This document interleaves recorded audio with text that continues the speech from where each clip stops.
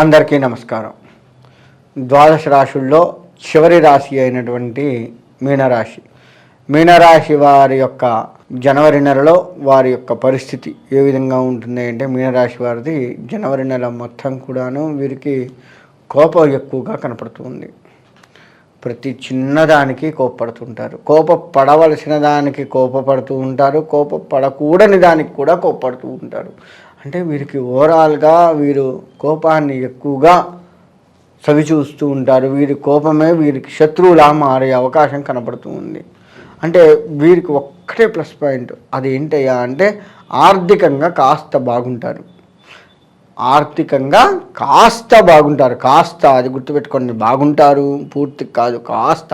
పోయిన నెల కంటే ఈ నెల పర్వాలేదు అన్నట్లుగా బాగుంటారే తప్ప మిగతావన్నీ మైనస్ పాయింట్లు. కోపం ఎక్కువ, శ్రమ ఎక్కువ, ఒత్తిడులు ఎక్కువ, మానసిక ఆందోళనలు ఎక్కువ, ప్రయాణాలు ఎక్కువ, అలసట ఎక్కువ. వీరికి ఒకటి కాదుగా అన్ని రకాలుగా జీరో ఉంటారు. భార్యాభర్తల మధ్య కాస్త సఖ్యత తగ్గే ప్రమాదం కనపడుతూ ఉంది. కాబట్టి అది కాస్త సరిచేసుకోండి. భార్యాభర్తలు ఆడవారైనా మగవారితో కావచ్చు, మగవారు ఆడవారితో కావచ్చు, సఖ్యత తగ్గుతుంది. కాబట్టి దాన్ని మీరు కాస్త సరిచేసుకున్నట్లయితే విజయం మీకు చేకూరుతుంది. అంటే వీరిద్దరి మధ్య సఖ్యత భావన పెరిగి కాస్త మెంటల్ టెన్షన్స్ ఒకరికొకరు సర్దుబాటు చేసుకుంటూ, ఆర్థికంగా కావచ్చు, మానసికంగా కావచ్చు, ఏదైనా సలహాలు ఇవ్వాలన్నా భార్యాభర్తలు కనుక అనుకూలంగా ఉన్నట్లయితే వారి సలహా మీకు, మీరు సలహా వారికి పాటించుకుంటూ, ఒకరికొకరు ఇచ్చుకుంటూ దాన్ని పాటించడం వల్ల టెన్షన్స్ తగ్గే కనపడుతుంది. కాబట్టి కాస్త భార్యాభర్తలు విరోధాలు లేకుండా ఉన్నట్లయితే విజయం చేకూరుతుంది. ఈ జనవరి నెల మొత్తం కూడా ఆర్థికంగా తప్ప మిగతా అన్ని రకాలుగా కూడా కాస్త నష్టపోయే ప్రమాదం కనపడుతుంది. కాబట్టి జాగ్రత్త వహించండి. ఇక రాశుల పరంలో ఈ మీనరాశి వారికి ఏ విధంగా ఉందయ్యా అంటే, మనకు వ్యాపారం చేసుకునేటువంటి వారికి నష్టాలే కనపడుతూ ఉంటాయి.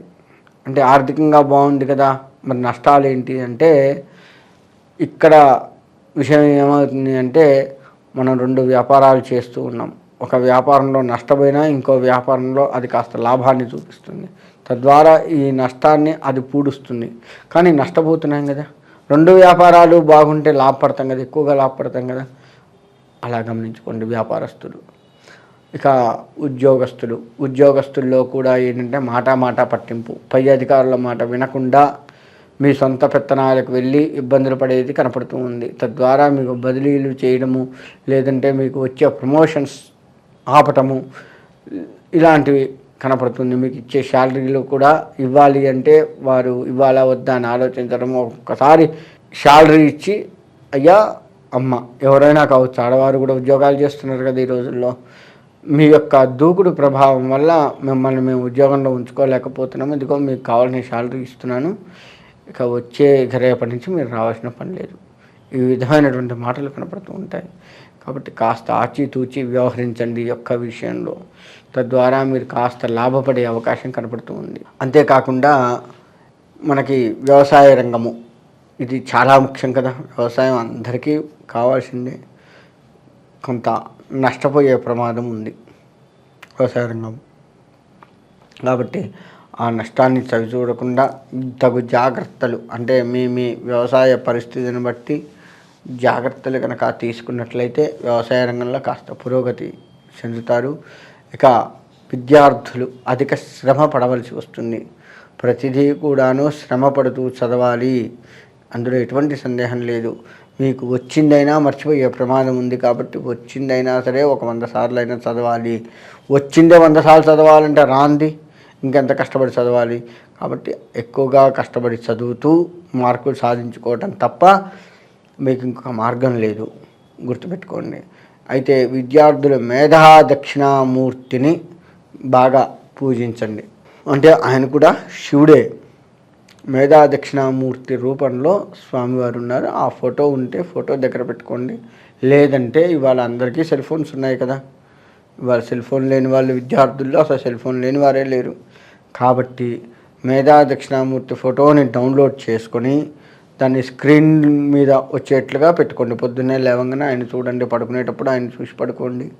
ఈ విధంగా మేధా దక్షిణామూర్తిని కనుక మీరు పూజించినట్లయితే ఆ యొక్క ప్రదక్షిణ నమస్కారాలు అంటే శివుడికి ప్రదక్షిణ నమస్కారాలు చేస్తూ ఆ శివుడినే మేధా దక్షిణామూర్తిగా భావించి శివాలయంలోకి వెళ్తే శివుడు కనబడతాడు కదా, ఆయనే స్వామి నాకు నువ్వే మేధా దక్షిణామూర్తివి అని భావంతో ఆయనకు ప్రదక్షిణ నమస్కారాలు చేసుకుంటూ అభిషేక అర్చనలు కనుక చేసుకున్నట్లయితే విద్యార్థులు కాస్త బాగుండేది కనపడుతుంది. కాబట్టి మీ సెల్ ఫోన్లలో కూడా స్క్రీన్ మీద మేధా దక్షిణామూర్తిని కనుక పెట్టుకున్నట్లయితే మీకు మంచి జరిగే అవకాశం ఉంది.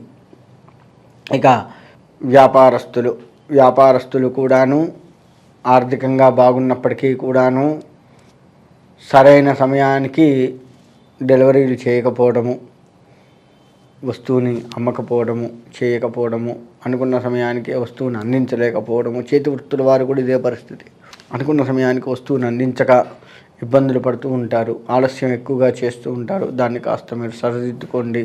అంటే మీకు వచ్చే కస్టమర్ల నుంచి కూడాను మీరు దూకుడు స్వభావాన్ని తెచ్చుకుంటారు, అకార విరోధాలు తెచ్చుకుంటారు. అది కాస్త తగ్గించుకోండి. కొంటే కొన్నా లేకపోతే లేదు పోవే అనే మాటలు మాట్లాడేంతగా మీ యొక్క ప్రభావం, మీ యొక్క ప్రవర్తన ఉంటుంది. కాబట్టి ఆ విధమైనటువంటి ప్రవర్తన లేకుండా మీరు ప్రశాంత జీవితాన్ని గనక ఉంచుకుంటూ వ్యాపారాన్ని కనుక చేసుకున్నట్లయితే మీ వ్యాపారం కాస్త బాగుండే అవకాశం ఉంటుంది. ఇక రాజకీయ పరంగా లెక్క వేసుకుంటే వీరి యొక్క కోపమే వీరికి శత్రువుగా మారేది కనపడుతుంది.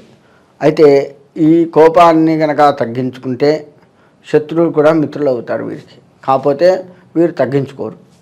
రాజకీయ పరంగా లెక్క వేసుకుంటే వీరు ఎట్టి పరిస్థితుల్లో అవతలోడు ఒకటంటే మనం 4 అందాం, 2 కాదు 4 అందాం అనే ఆలోచనతో ముందుకు వెళ్తూ ఉంటారు. తద్వారా రాజకీయ పరంగా వీళ్ళు కాస్త అణగదొక్కబడుతూ ఉంటారు. దాన్ని కాస్త మీరు దృష్టిలో పెట్టుకొని కోపాన్ని మనసులోనే ఆపుకొని మీరు కనుక ముందుకు వెళ్ళినట్లయితే తప్పకుండా రాజకీయ పరంగా విజయం మీదే. ఇక సినీ రంగంలో కూడా కొంత దూకుడు స్వభావానికి వెళ్ళి సినిమాలు కాస్త మధ్యలోనే ఆగిపోయే ప్రమాదం కనపడుతుంది. కాబట్టి అటువంటిది సినీ రంగంలో చేసుకోకుండా, అంటే నేను గొప్పవాడిని కదా, నేను ఇంత గొప్ప హీరోని, గొప్ప హీరోయిన్ని, లేదా ఇంత గొప్ప డైరెక్టర్ని అనేది తగ్గించుకొని ఉన్నట్లయితే, మెసిగినట్లయితే, అంటే అహంకార పూరితమైనటువంటి వ్యవహారం సినీ రంగంలో కనపడుతుంది. దాన్ని కాస్త మీరు తగ్గించుకున్నట్లయితే మంచిగా ఉంటుంది. లేదంటే సినిమా మధ్యలోనే ఆగిపోయే ప్రమాదాలు కనపడుతున్నాయి, జాగ్రత్త వహించండి. రిలీజ్ చేయాలనుకున్న సినిమాలో కూడా కాస్త మెలకువ వహిస్తూ రిలీజ్ చేయండి, ఇబ్బంది లేకుండా ఉంటే. రియల్ ఎస్టేట్ రంగం వారు కూడా అంతే. మీ యొక్క దూకుడు స్వభావం, కోపం ఏదైతే ఉందో అది మీ యొక్క రియల్ ఎస్టేట్ రంగానికి అడ్డం పడే అవకాశం ఉంది. కాబట్టి దాన్ని కాస్త ఆ దూకుడు స్వభావాన్ని, కోపాన్ని తగ్గించుకున్నట్లయితే రియల్ ఎస్టేట్ రంగంలో కూడా ముందుకు వెళ్తారు. ఎటు తిరిగి ఈ రాశి వారు కోపాన్ని కంట్రోల్ చేసుకుంటూ ముందుకు వెళ్ళడమే మంచిది. కాబట్టి ఈ రాశివారు ఇంకా చెప్పాలి అంటే ఈ రాశివారు వారాహి దేవతని ఆరాధించండి. వారాహి దేవత, ఆ దేవతను కనుక ఆరాధించినట్లయితే మీకు తప్పకుండా మంచి జరిగే అవకాశం ఉంది. ముఖ్యంగా రియల్ ఎస్టేట్ రంగం వారు వారాహి దేవతను బాగా ఆరాధించండి.